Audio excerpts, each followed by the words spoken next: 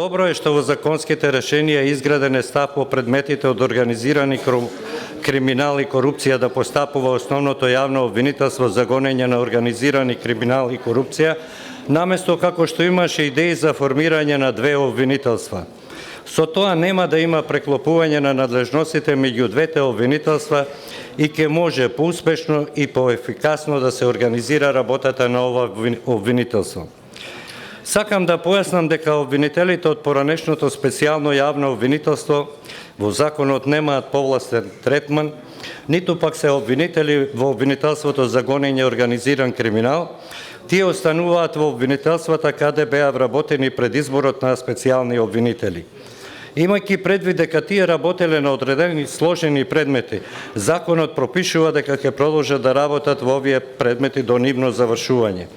Ваквото решение е основано заради ефикасност на кривичниот прогон, со што сторителите на кривични дела ќе бидат изведени пред суд.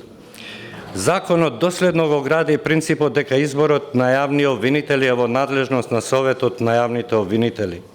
Тој ја носи одговорноста за тоа и не треба во професионална организација да се вметнуваат решенија обвинител да се бира по предлог на политички партии.